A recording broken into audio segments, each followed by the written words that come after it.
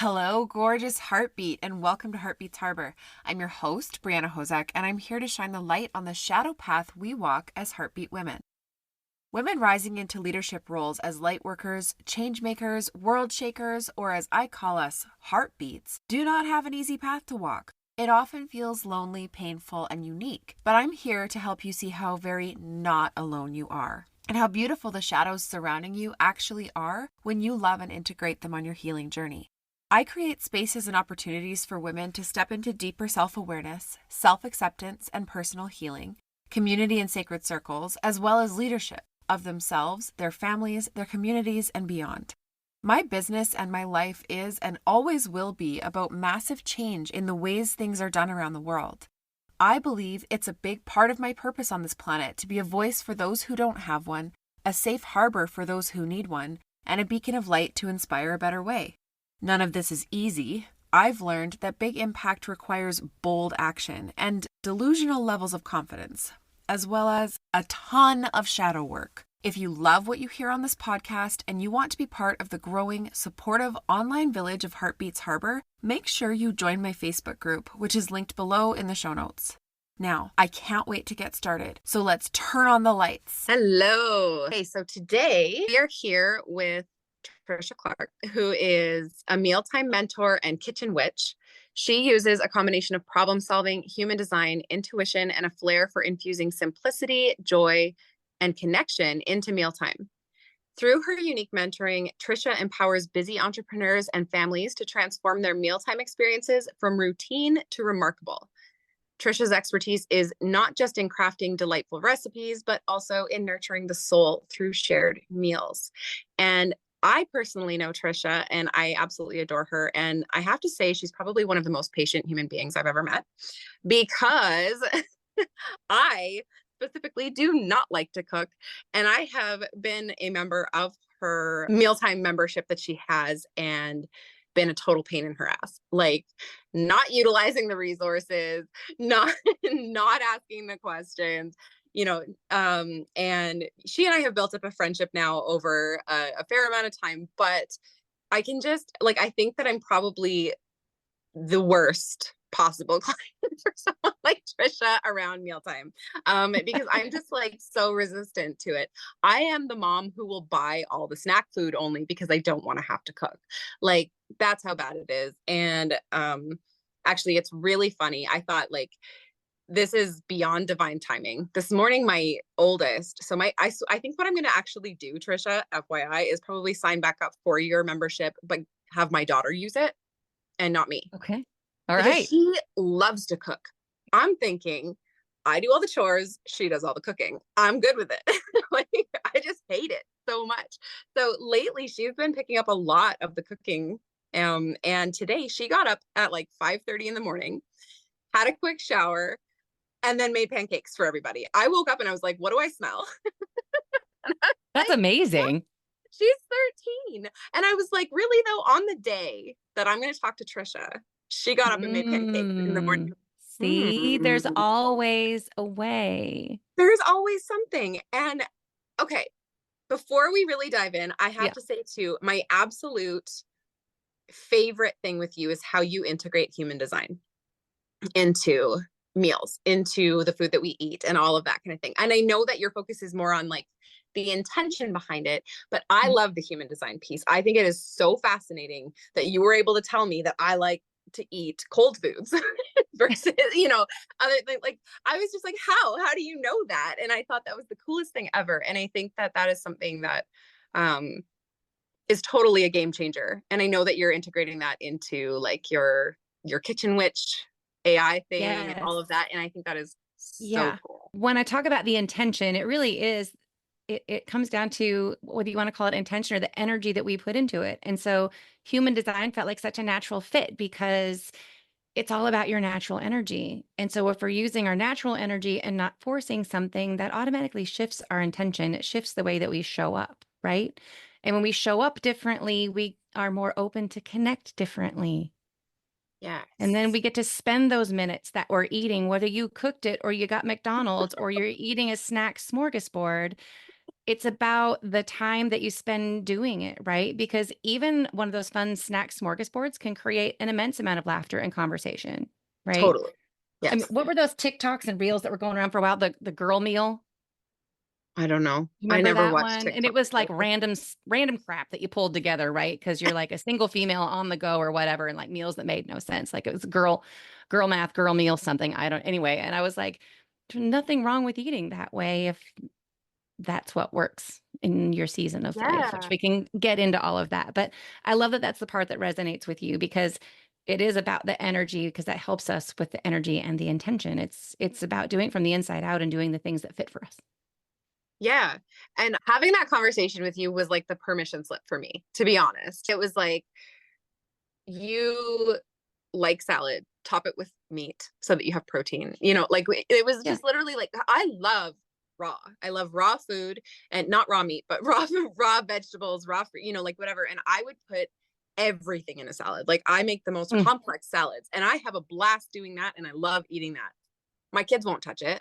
Well, my oldest will, but the younger ones won't, right? So having that permission though to be like, yeah, you like cook a big roast and just put that on your salad, or cook some chicken breasts for the week and put that on your salad, and literally have salad all week, and that's okay for you, and you don't Yeah. have to change that, and that's fine. And it was like, oh, Yeah. you know what I mean? Right. It was just like, well, that's easier, and I'm happy to make a roast or happy to cook up some chicken or some steaks or whatever, and just have that be my protein for the week, and make different salads all week and not have to cook anything. And that feels amazing for me.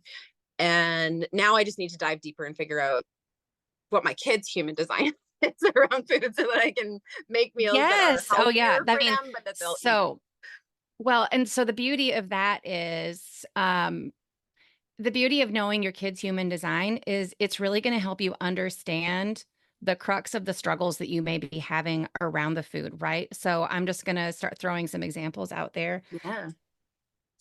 You like your human design chart says that you likely prefer cold food, right? Yeah. You may have a kid whose human design chart says they likely prefer hot food or they're very visual. And so the food needs to be pretty, right? And I Ooh. don't mean like fancy plating, Yeah. but if those are the three different cases and you're the most content making salad and throwing some chicken on top, like you can understand why somebody who wants hot food may not want to try what you made, right? Yeah, And while absolutely. you can't please everyone every day at the same table. Like that's just bullshit and it's never going to happen. So we need to quit trying. But we can create routines and processes where you can get close, or you know that tonight you're cooking for you because you come first. And if mama's not well, then nobody else is well. Yeah. Tomorrow night, it may be that you're going to really focus on cooking that really nice hot meal that your daughter likes because that's going to make her feel seen and accepted. And the next night, it could be the one who wants it to be pretty and they get to help you plate it. And it may not be so much about the food and the taste, but the presentation of it. And now they feel seen and heard, right? That is so cool. That is Like they're so cool. very simple. I say simple, we can break it down and make it so much easier than we're making it on ourselves today with all the coulds and the shoulds and the expectations that we apply to ourselves. Yeah. One And I random think, idea before we move on as we're talking about salads, I want to challenge you to take it a step further. So you have to prep all this stuff to make that really complicated salad. What if you set it up like a salad bar and let your kids pick and try the things they want without it being mixed together to pick and choose and make it a game of creating new flavor combinations? that is so fascinating. And I think my kids don't like trying new things. But I think that if there was a way to get them to eat salad other than Caesar salad, they will eat Caesar salad. But I think that's probably the only way that it would work, right?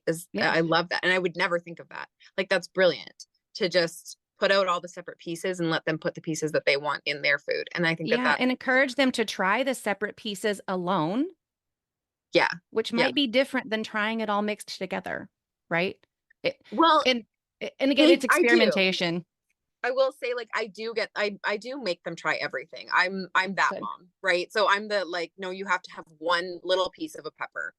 Eat it, gag on it. I don't care. You're eating it. Like you're going to try one like once in a blue moon, just so that you eventually develop a taste for it. Right. Like that's my We always method. we always did the 3-bite rule. That's a good one. Yeah. And my mom called it a hate portion. You had to have I it. love that too. So like exactly. So there's always ways, right? And I think one of, like you were saying with the shoulds and the coulds, is like giving ourselves the permission for them not to eat an entire plate full of healthy food and just to have a couple of bites and let the rest be to their taste. And not that it has to be unhealthy, but like my kids are obsessed with mac and cheese, pizza pops, all of those kinds of things. And it's like, okay, but as long as they've had that bite or 2 or 3, whatever, of this healthier piece of it, like I'll put carrot sticks with it, or I'll put, something like that. And they may not love it. They're very texture based. I think both my younger kids, it's like, they will chew on something for an hour, right, and have sucked all the moisture out of it, and I'm like, drink water to try to swallow it. You're not spitting that shit out. Like I'm like, you're eating it.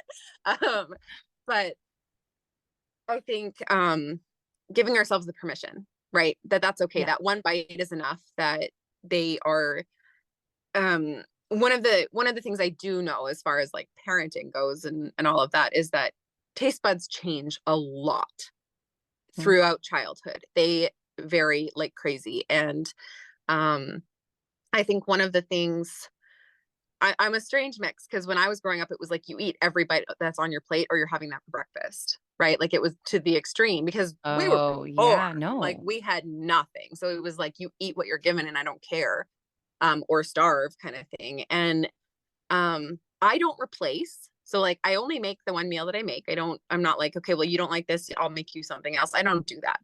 But I'm not going to also save it for the next morning and make them eat it for breakfast, or, like whatever, like that's too far for me, that I'm like, and I won't give them a snack an hour later if they didn't eat their food, or, stuff like that. But being aware that having those taste tests, those hate portions, whatever you want to call it, like doing that occasionally is really important, because their taste buds are changing constantly. So we don't want to just leave that out and assume that they're never going to like it. Right. No. And I used to get so frustrated because my kids would obsess about something for a while and eat it all the time, and then decide they hated it. And I would get so frustrated. And then when I mean, they're 25 and 20 now. So we're talking years ago, I'd had this frustration. And then I start studying human design a few years ago. And I'm like, oh my God, that's totally part of our manifesting generator DNA. That is totally part of just who they are. Wow. And the earlier we can learn that and understand it, even if it doesn't change it, right? It makes it easier to accept it. Yeah. Yes. Yes, sometimes kids are just being obstinate and trying to establish a sense of independence and control. Every kid does that. That's what we're wired to do. It's how we grow. But sometimes it is simply just the way that we are, and understanding what is ingrained and separating, not just assuming they're being obstinate and difficult, removes a lot of headache. Yeah. Well, and one of the things I always said, like I was a parenting coach for a long time. And one of the things that I always said was give them choices as much as you possibly can. So of course there are parts that we need to control as the parent that are our responsibility to keep them safe, to keep them healthy, all of those things. But the old paradigm of like, do as I say, no matter what, and all of that, like that isn't working these days. And there's a reason for that, right? It's give them as much choice as possible. Give them the feeling of I have control over my own life, so that they're not rebelling. Right. And this goes across the board. It's my oldest daughter. I don't think she's old enough to have a boyfriend, but she has a boyfriend and I know about it. And here's why. Right. Like I am not going to say no and have her go behind my back, because guess what? I was a teenager once too. And I fucking know it's not going to work like that. But also I'm like, if she's there, if that's where she's at, she's going to go behind my back and do it. And then I'm going to wind up with a knocked up 14-year-old instead of okay, you can have a boyfriend, but you guys hang out where you're in my sight, you're in his parents' sight, whatever. Like we can monitor. And that's, you want to have a boyfriend? Okay, they kiss. That is it. I'm like, you're not Yeah. allowed to go beyond that. You're not, they're 13 right now. I'm like, nope, that's good. That's Right. good. That's good. Um, but I'm like, when it comes to that, and I know that feels like so off topic, but literally it's what you said about putting out the salad bar, letting them choose, giving them the control over their meal Mm-hmm. without being like, okay, you get to just eat junk food and here's chocolate and chips and, whatever, all of this stuff. It's like, Yeah. these are your choices. And this is with any tantrum. If my kid is having a tantrum, it's like, okay, you can do this or this. What do you choose? I don't say you have to do this and not give them a choice. I give them two options. You choose. So, and I've never applied that to mealtime. So I love that whole idea of like, just put it all out, let them choose which ones they're going to eat. That's brilliant. And Well, and you so can aligned also with make how I sure parent. that in that selection of things that like, there's one or two things that each one of them are going to eat, right? So they're not going to Yes. starve. Everybody's like, oh, I can make my own, but there's also something I know I really like here. Now, all of a sudden, I dread it less, and I might be willing to try something else. Even if it's not conscious, right? Yeah. Subconsciously, I feel seen. Yes. Your walls come down. Well, and that's the whole thing with the control, right? Is Hmm. letting them have control over their own lives. Then they don't feel the need to resist across the board. When you have zero control in your own life, you resist in every area, right? Because it's just like, Yep. I'm my own person. Let me be me, right? So that's so brilliant. And I think, I mean, all of my kids will eat cucumbers like a chocolate bar, like they're just like big bites of cucumbers. I don't know what it is with cucumbers, but I'm like, at least you're eating a vegetable, right? At So least, I'm yeah, like, whatever it good. is. Carrots were always a struggle. Tomatoes are like, hell no, right? Like there's so much of that going on, but I'm like, I love, and actually, my son was visiting my mom and had slices of tomato with salt on it. I had never offered it with the salt on it. He likes it that way. I'm like, right? Or he like gets so Yeah. excited. I put like a tiny chunk of tomato in a wrap, and he was like, "I ate a tomato." And he's telling his dad, and I'm like, "Okay, it was like this big, right?"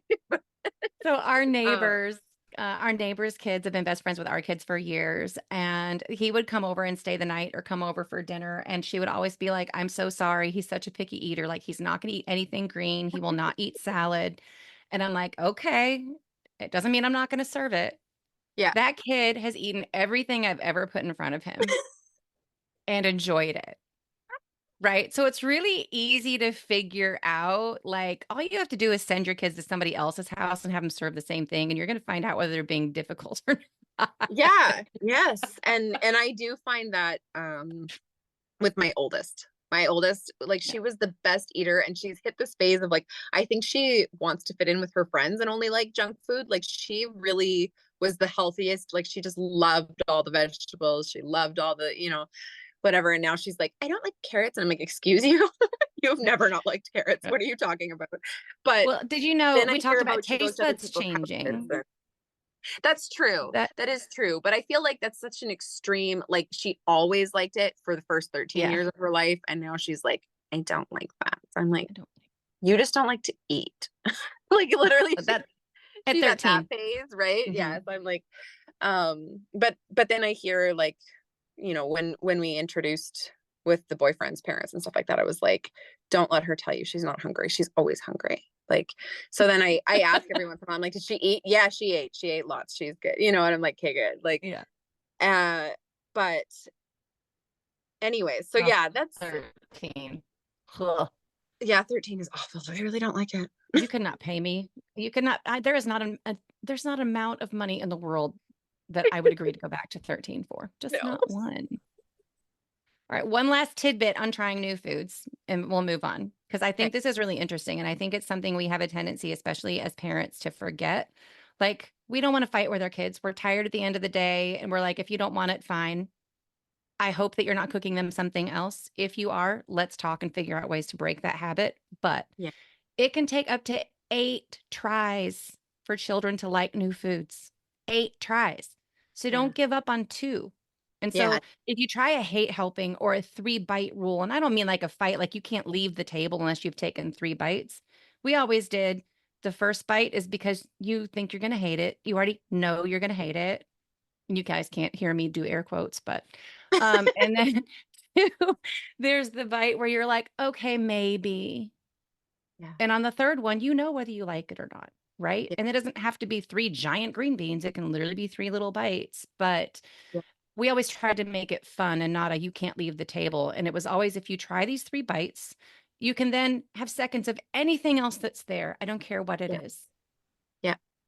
I Like love that. I'm not trying to make you eat the whole plate. Yeah.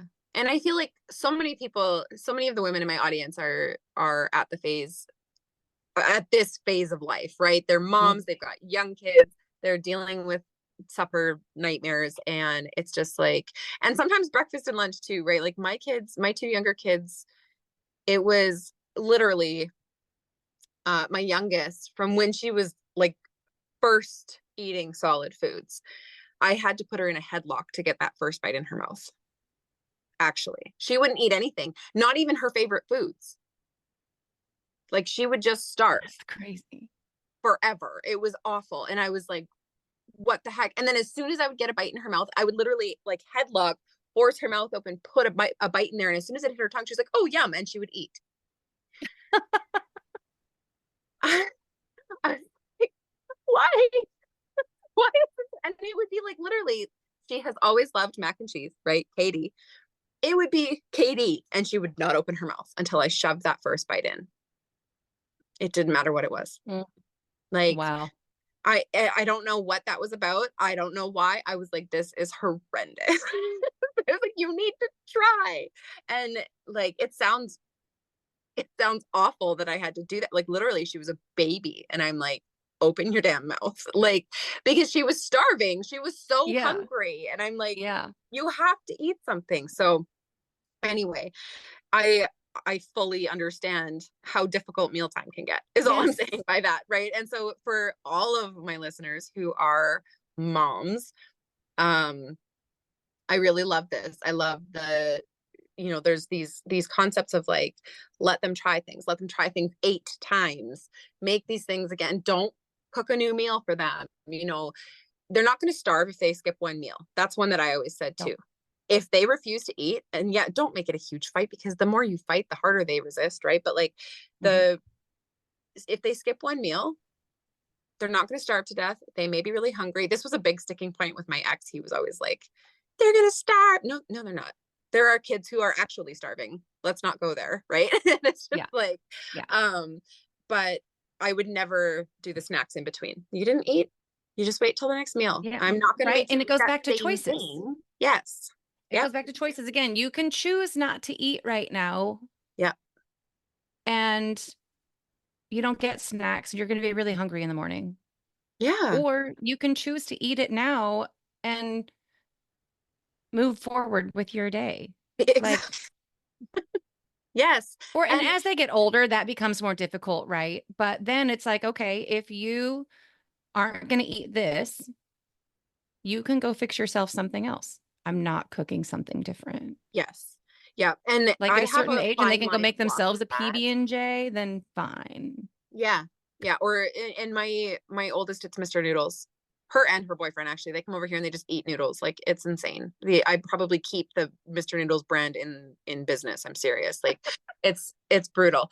And he's like, I love coming to your house. I can just eat noodles. And I'm like, yep. I'm going to start sending a bill to your dad every month. Like, I'm just like, this is crazy. But, I found a great cookbook, as total sidebar, which has been most of this conversation, which are kind of my favorite anyway, because I'm like a cracked out squirrel. But I found the most amazing cookbook, and it's like 101 things you can do with ramen.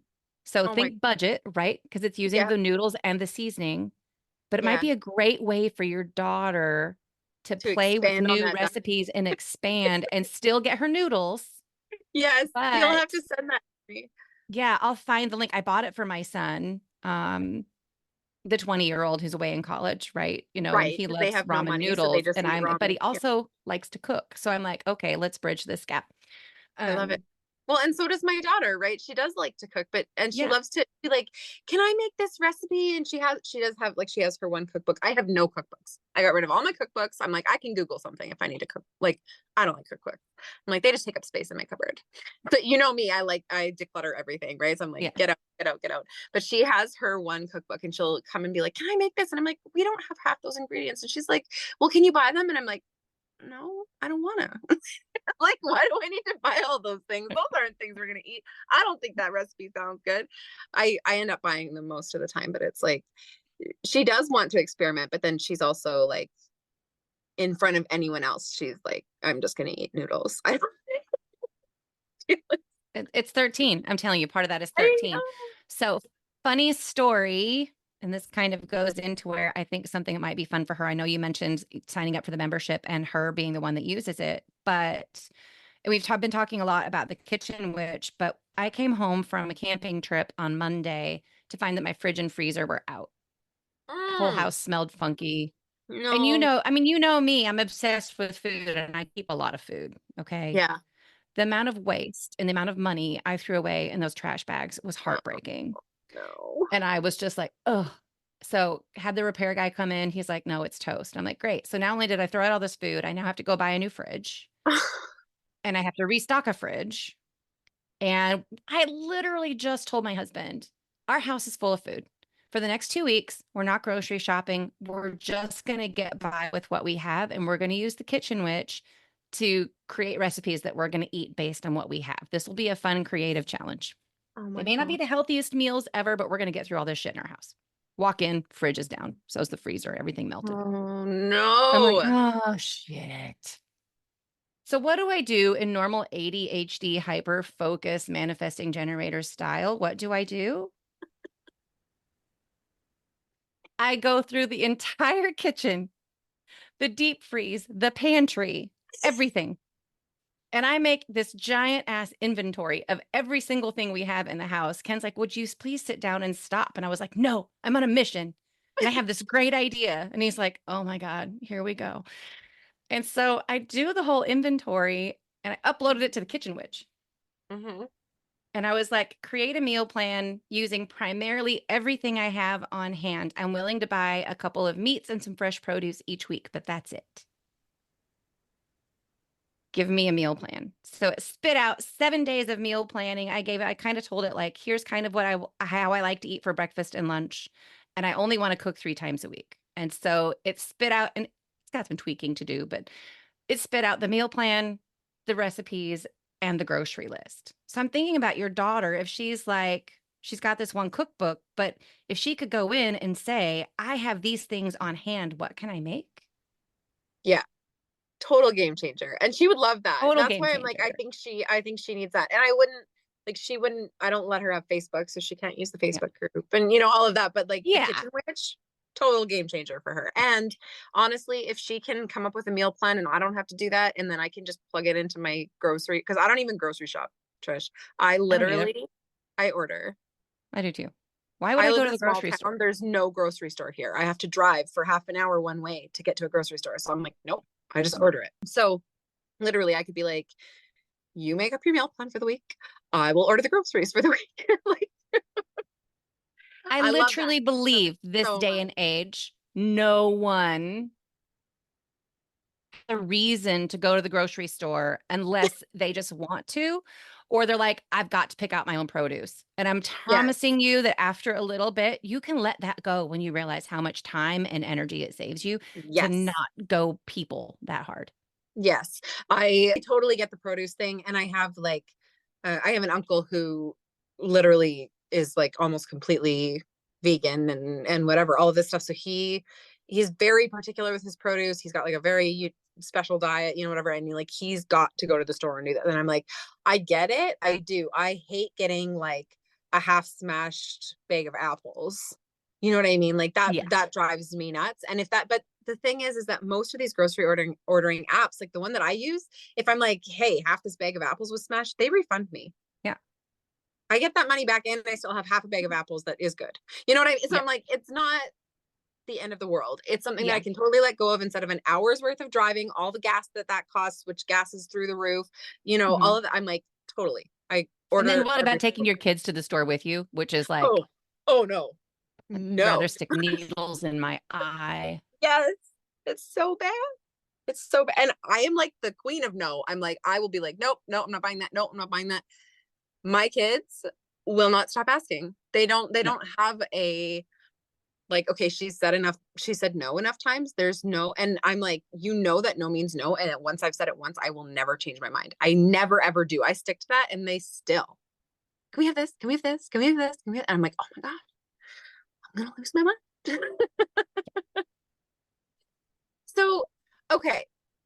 I love that your whole focus is creating connections, right? So it's like making mealtime easier, but it is having those amazing relationships based around meal times, which is such a game changer, right? Because instead of fighting for every meal with our kids, it's having that calm, fun, and time for connection. And one of the biggest things that I know is really important for me and is really important for most of the women in my audience is we're all trying to be more present in our lives and be less tied up in social media, scrolling, all of that kind of thing. And we want the same for our kids. We don't want them on screens 24/7. We don't want them only knowing how to interact with other people virtually. We want to have real life conversations. We want to really connect with each other. And I think it's really important in this day and age.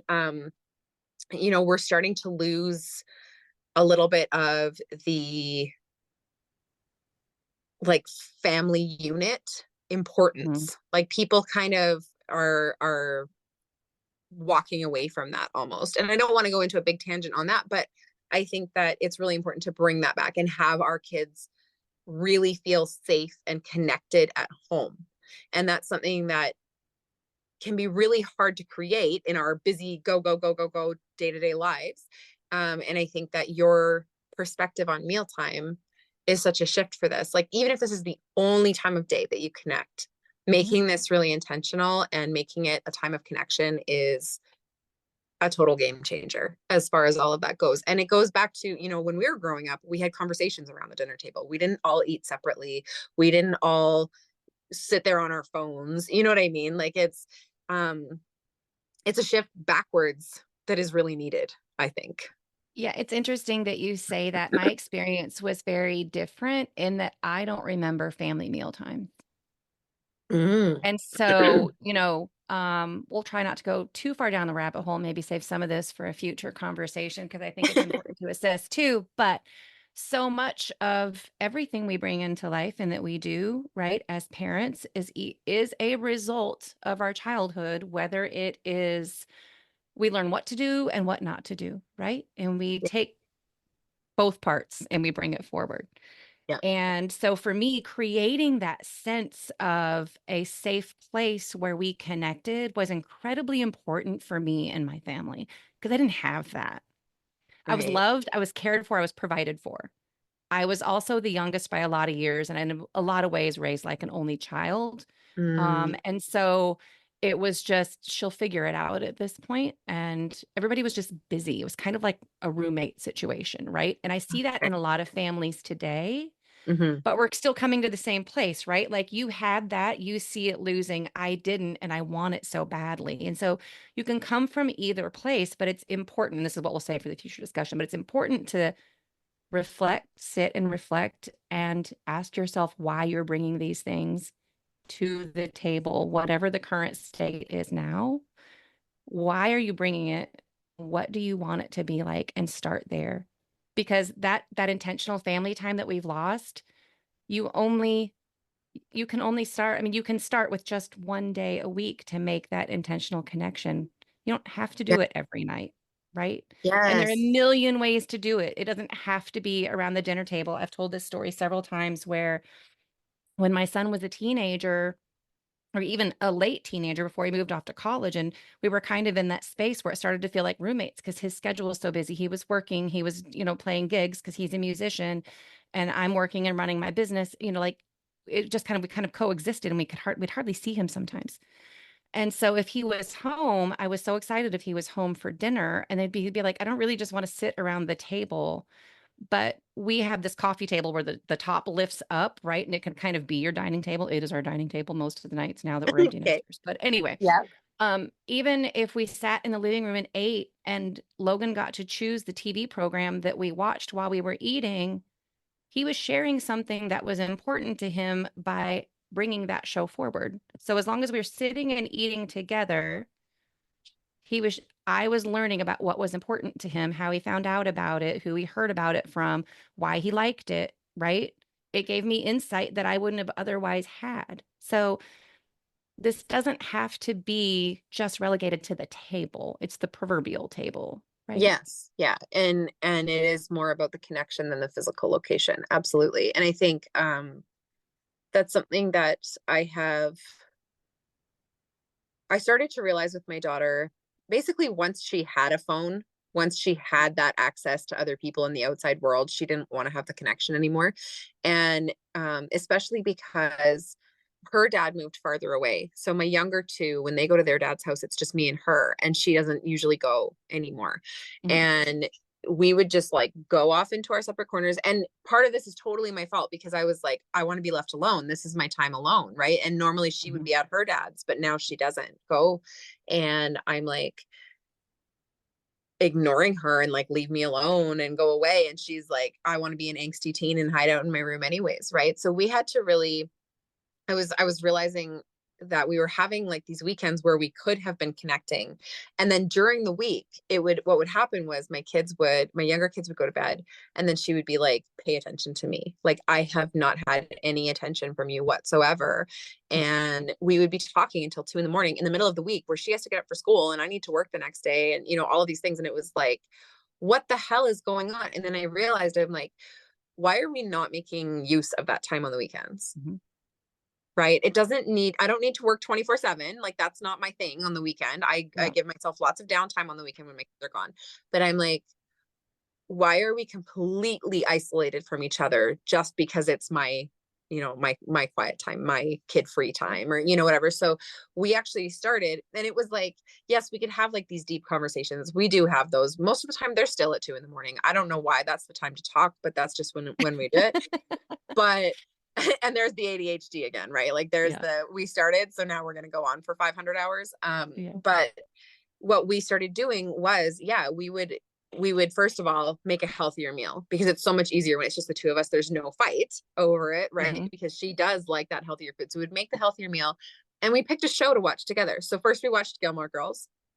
We went through all the seasons of that, right? And we found something to bond over. And she actually thinks that we are like Lorelai and Rory. Like, she's just like, that's just who we are. So I'm like, yep, you keep on thinking that. Like, you keep coming to me and telling me everything, because that's what I want. Mm-hmm. Right. So I'm like, good. And then now we're watching Friends, and like whatever. We're for whatever reason, like, I never have been a big TV person. I never let her be on TVs much. My younger two, it's a big struggle because their dad lets them, but I don't. So they fight that hard. Right.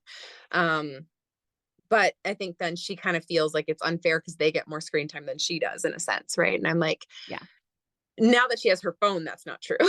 But before it was like, no, you don't need to watch TV. Come help me do this. And she's like, but they're watching TV. I'm like, yeah, but you don't want to watch Paw Patrol. Right. Like, it was just we were just butting heads. So now it's like this intentional, which is such a weird word to use with TV. Like, we're just watching TV, but it's a really intentional TV time. Do you know what I mean? It's something that we can bond over. So I love that. I love that it's not just about the table, right? It's just, that is just the way that we're choosing to connect. And I do find, like, when we do have a family meal during the week with everyone there, I'm not paying attention to her. I'm not. And it's not because I don't care. It's because the two younger ones are such pains in the ass that I'm like, Casey, this, Jace, this, Casey, this, Jace, this. And it's just like constant. Right. And I'm like, so she just gets like completely ignored because she's not making a big stink. Right. So, it's really good to bring it back. Have you tried, when you guys are during the week, when you are all at the table, have you tried introducing like some interesting conversations you can buy? I know you can buy them in terms of like table topics and all of that. I have the cards. I have tried. I'm like, it's literally, I think my son is autistic, first of all. So he's very, very like, it's beyond the norm of like the level of difficulty. Mm-hmm. But Yeah. it's like, I will say something, he'll be like, that's not true. And I'm like, what are you basing that on? Like, give me some info on why you're saying that's not true. Right. And it's like he will just nope, that's not how it is. Nope, I disagree. Like and he will not have a conversation around things. Unless he's in the mood to talk about something, which almost the only thing he's ever interested in talking about is Minecraft. Like it's just, I try. I try. Yeah. But the whole time it's like, yeah. he tells me that things are soggy. That's his word for gross. So he'll be eating something. He could be eating a cracker and it's soggy because he doesn't like it. It's, like, that's just How his old word is he? for everything. He's 7. He's 7. I don't know what it is with the word soggy. I don't know why. I don't that's know. That's gross to funny. him, You but might I know. you might try letting him, and maybe you have. So these are random ideas and things that, again, experiment. That's my favorite word. Yeah. Is letting him pick the question or come up with the question. Yeah. And that for me, every time it's like Minecraft. So let it be like, if you were to create a Minecraft world, what would it be? And I do that, and I suffer through that conversation because it's miserable for me, but I'm like, it's important to him, but I can't do it every time because everybody else is like, this is so boring. Oh, no. So that's it. I'm going to come up with a list of questions that we can somehow maneuver away from Minecraft. Yeah. But for anybody listening, I do have a free list of like 20 different conversation starters because they are a great way to get the conversation rolling differently. And the whole reason I'm asking these questions is because we all have a tendency to say, how was your day? Yeah. What did you learn? How was your,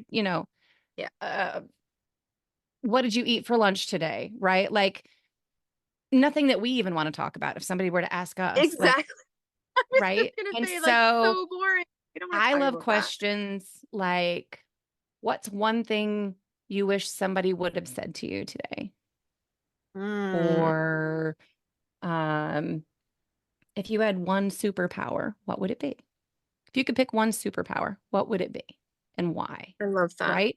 You get so much insight when you add the and why, or what would you do with it, to how they think about the world. Yeah. And I think that even somehow, even though the Minecraft conversation is miserable for you, there's a way to work that in without it all being about Minecraft and yet still sort of related, if that makes sense.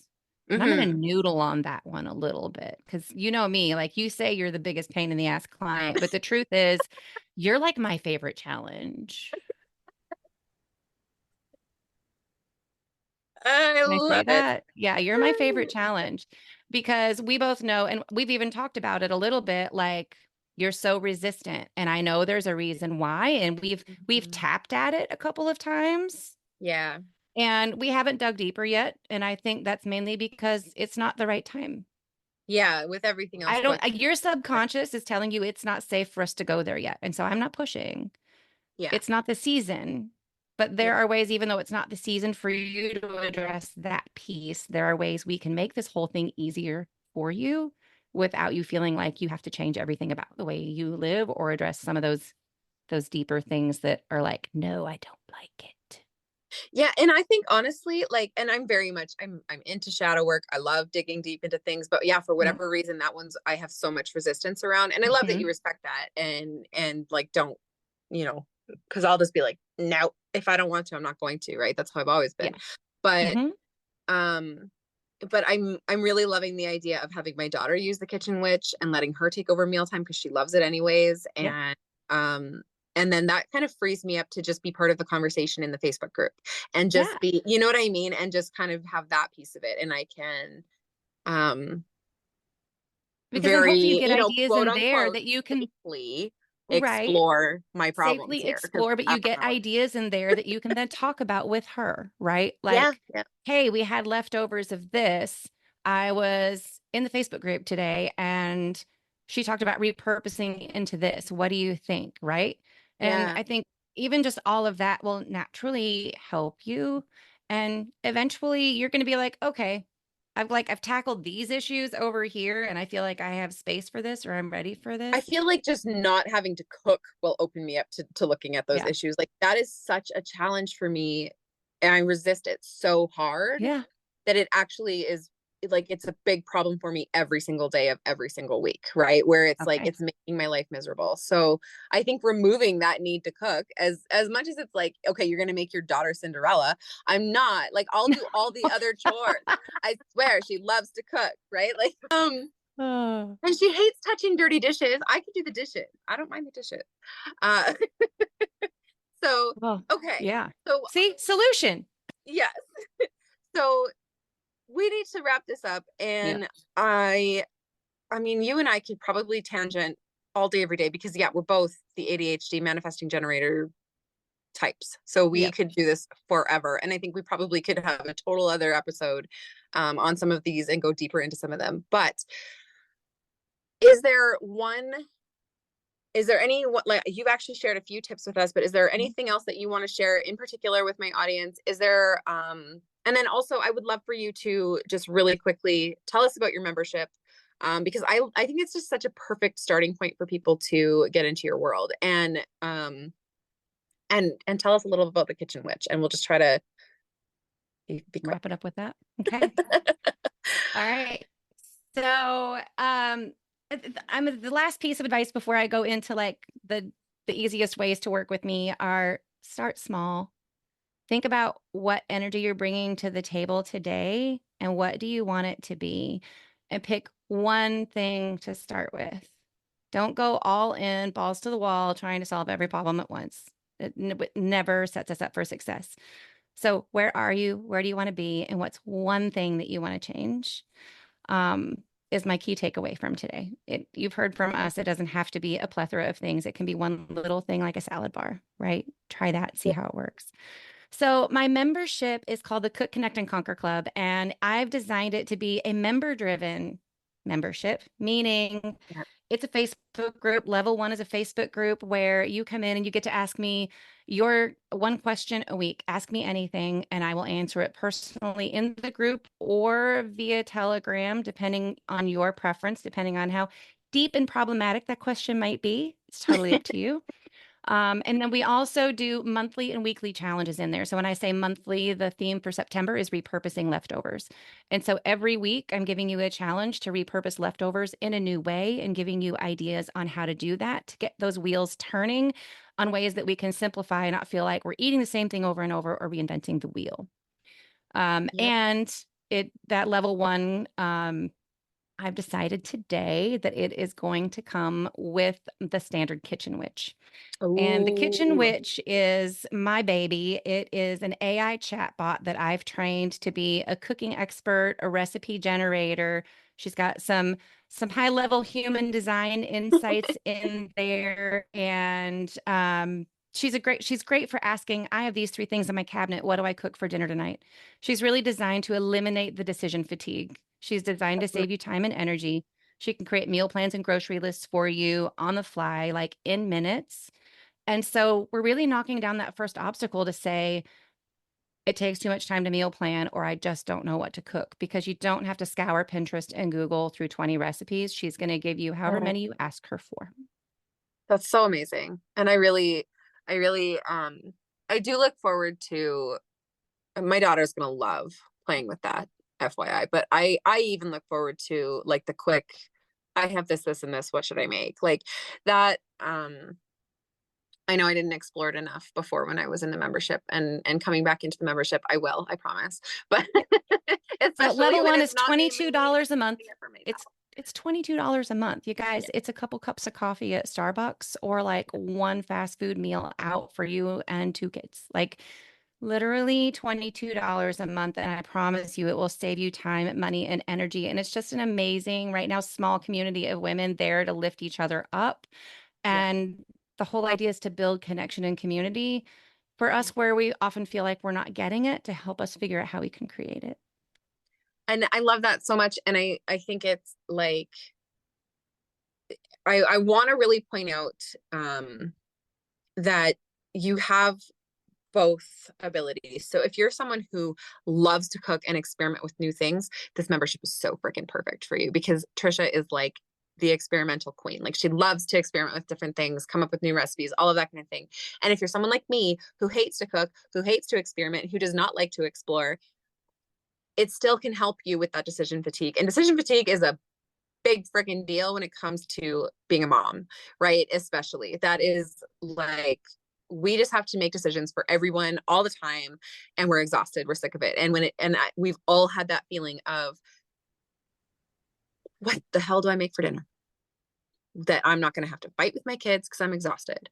Or, I've used my main 5 recipes, I'm bored, I don't want to eat those right now, and what the hell should I make? And I don't have time to scroll through, and I don't like, it just has so much benefit.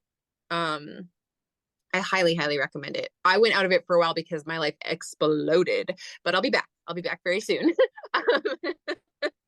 And yeah, I definitely highly recommend it. And we'll make sure that we drop all of your links in the show notes for this episode. I really want to thank you for being so patient with me over all of our time together so far. And anyone who is listening to this, if you want to make part of your life easier, this is a really great place to start. I have to say, it is really, it's the common problem across, all families everywhere. And it's just like, It is. if you can eliminate this, why wouldn't you? Right. So yeah. I'm here to meet you exactly where you are, and we move from there. Yeah. And that's the beauty of working with Tricia. So I highly recommend her. And thank you, Tricia, for coming and talking to me today, and going down all of our rabbit holes. It was lots of fun. But thank you for having me. Yeah. And I hope that lots of the women in my audience come and connect with you, because it is, I'm all about simplicity, and anything that I can do to sort of remove that decision fatigue, remove the complexity of mealtime, like all of those things, and really across the board in my life, it's so important. It just, especially as a mom, especially with ADHD. And by the way, I've done the whole thing where I like took an entire inventory of my pantry before, and that was when I didn't have the kitchen witch. Okay. Why do we do that? It doesn't last. I never have updated it when I've done it. I've never even updated it once. I've done the whole inventory and never ever updated it. Okay, so. Total disclaimer is manifesting generators. We are wired sometimes just to burn energy, even if we don't do anything with it. So even if I get 2 weeks of meal plans, it was worth it. I didn't sit on my ass for 2 hours, and I burned some energy. But that's the thing. I've done that, but I've never done anything with it. It has never helped me. So being able to plug that into the kitchen witch and have that actually give me a result, total game changer, right? Like, that is, oh my gosh. Yeah.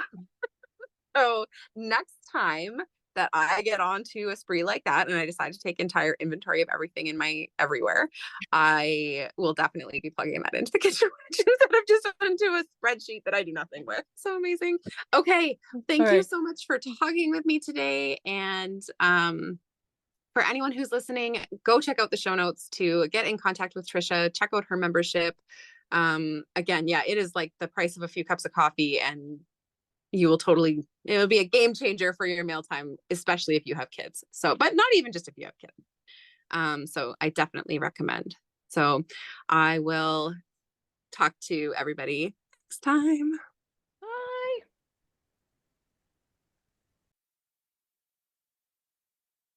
Thank you so much for being here with me today. If you enjoyed the show, make sure you subscribe to be notified of new episodes. If you really love it here and want to help spread the light, please take a moment to rate the show and leave a review. They help so much. If you love listening and want to be part of the interactive and incredible online community we're growing, make sure you click the link in the description box and join the Facebook group. I promise you it is not like other groups you've been in. Hope to meet you there soon, and I'll be talking to you next week, sending you all my love from my heartbeat to yours.